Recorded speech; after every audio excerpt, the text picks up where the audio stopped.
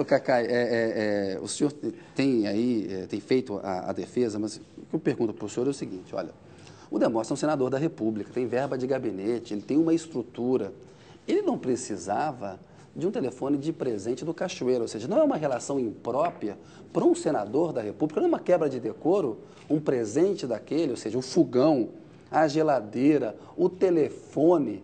Olha, Não é uma relação imprópria. Tem uma questão interessante. Ele precisa daquilo, ele tem estrutura para isso. Tem uma entrevista dada pela atual companheira do Cachoeira, que diz que, inclusive antes dela estar com ele, ela tinha um outro relacionamento. Sim. Ela já tinha dito, porque a Flávia, a esposa do Demóstenes, é cozinheira, gosta de cozinhar, ela já tinha dito que daria um fogão quando a Flávia se casasse. Não tem nenhuma relação com o Cachoeira. Isso aí foi um presente de casamento que é uma coisa cultural. Se o presente é caro ou é barato, isso depende da classe social. Esse é o fato. Então, o que acontece é que a partir do momento que eclodiu esse escândalo, tudo passa a ser visto de outra forma.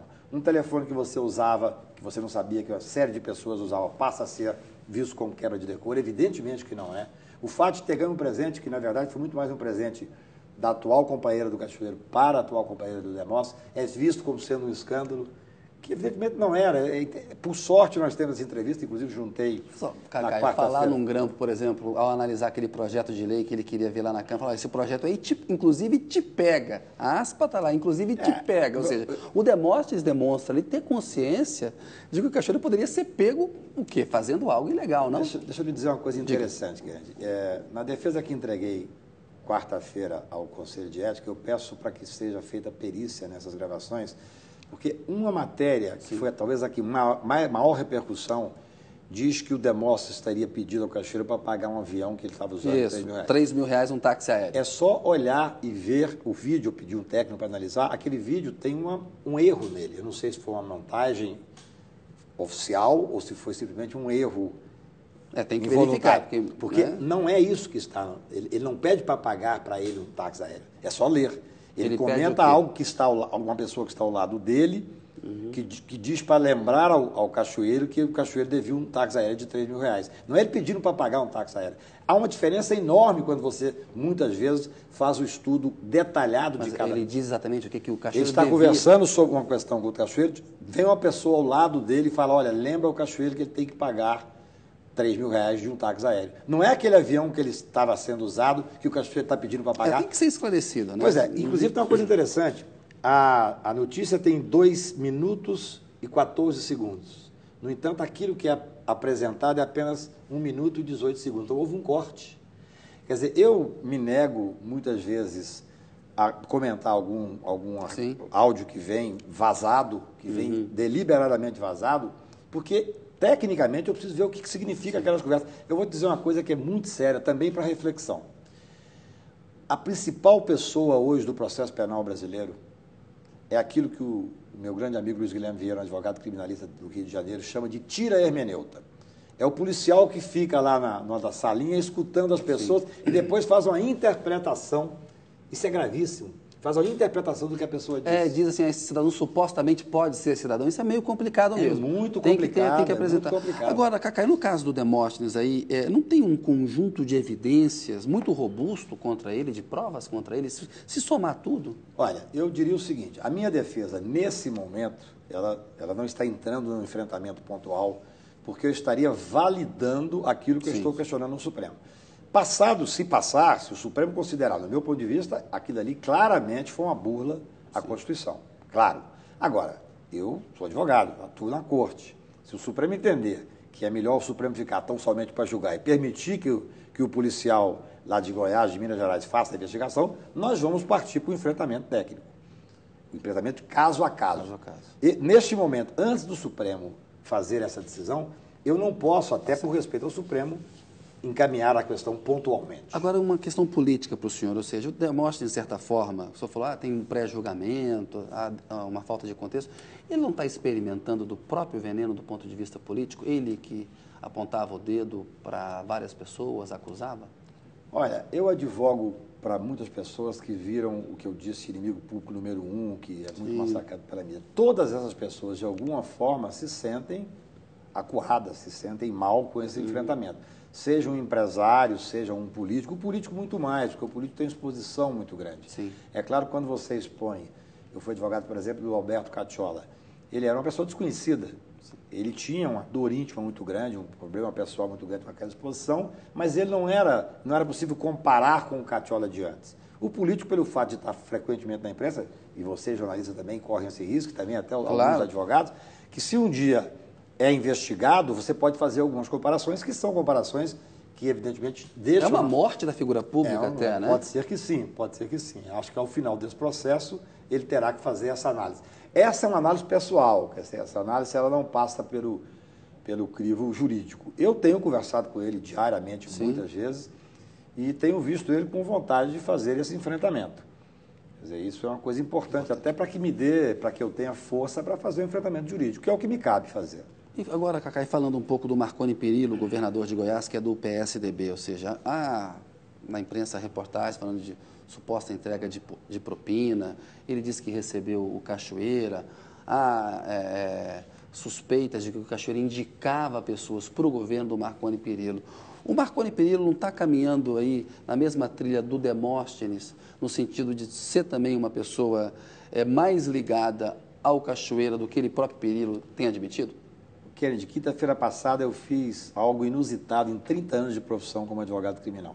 Eu tive que ir à Procuradoria-Geral da República para fazer um pedido em nome do Marconi para que ele seja investigado. Por quê? Porque nem o inquérito diz que ele recebeu dinheiro. Aquela notícia é rigorosamente falsa. Foi colocada num blog que Marconi teria recebido R$500 mil. Eu tenho o inquérito, sim. Essa matéria vazou, teve uma repercussão nacional muito grande, sim. E o Marconi falou, olha, não tem outra saída, eu tenho que, porque o Procurador-Geral da República pediu que abrisse inquérito contra o Agnello, governador de Brasília, mas não pediu para abrir inquérito, até aquele momento, contra o Marconi. E o Marconi falou, vá lá e peça para abrir inquérito, porque é falso. Inclusive, esse relatório que diz que houve uma conversa de duas pessoas para entregar na frente do Palácio um dinheiro, não cita o nome do Marconi. E ao final, por incrível que possa parecer, o delegado da Polícia Federal fala expressamente, não há nenhum ato que justifique ser investigado o Marconi Perillo. Mas, na verdade, isso não cola, isso não tem efeito. Eu posso ficar rouco de falar isso, que a imprensa não vai dar a matéria. Não, claro, você está me dando um espaço, para mim é importante. Mas você acha que vai ser Jornal Nacional? Polícia Federal diz que não vai investigar Marconi, isso não existe. Aí você tem uma matéria que é absolutamente inverídica, não cita o nome do Marconi, é uma coisa incrível, não diz que o Marconi recebeu dinheiro, e pelo fato de um blog dar isso, a mídia social tem que haver uma discussão sobre isso. É grave essa questão. Você sai uma questão dessa na mídia, há uma capilaridade fantástica, e através daí, por incrível que pareça, eu fui ao Procurador-Geral pedir para abrir. Agora, há uma outra série de reportagens, Cacai, mostrando relações que, sob o meu olhar de jornalista, me parecem relações complicadas para o Marconi com o Cachoeira, não? Eu acho que não. Eu acho que o Marconi deu até sorte de ter encontrado tão pouco com o Cachoeira, porque todo mundo convivia com o Cachoeira. Ele encontrou, depois de governador, 2 vezes, se não me engano, em audiência oficial. Ele era para falar sobre uma área que é uma área importantíssima em Goiás, que é a área farmacêutica. Você tinha em Anápolis, os laboratórios. Ele era dono de um grande laboratório em Goiás, é dono de um grande laboratório em Goiás. Então, assim, eu acho que absolutamente não tem nada que... A própria polícia no inquérito diz não há por que investigar Marconi Perillo. Essa é a realidade.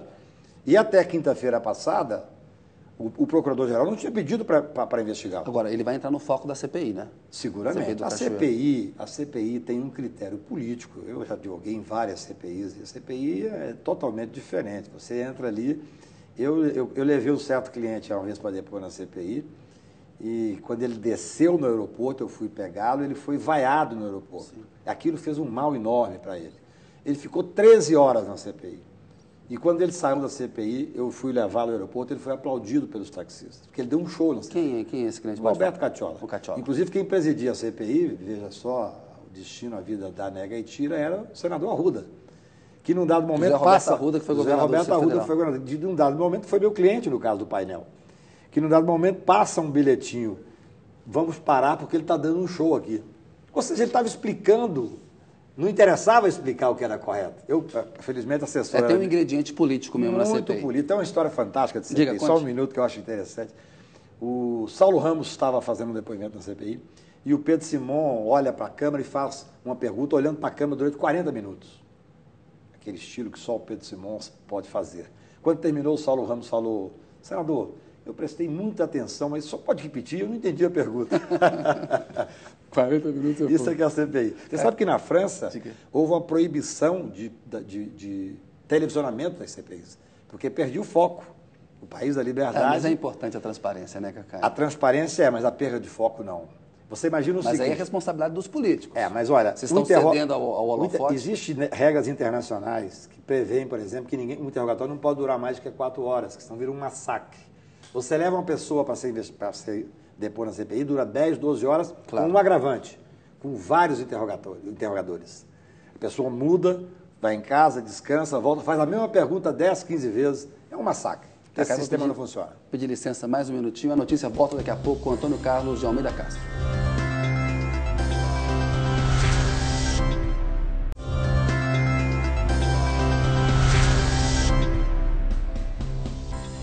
Olá, a notícia está de volta com o advogado criminalista Antônio Carlos de Almeida Castro, conhecido como Cacai aqui em Brasília. Cacai, a gente estava falando do Marconi Perillo.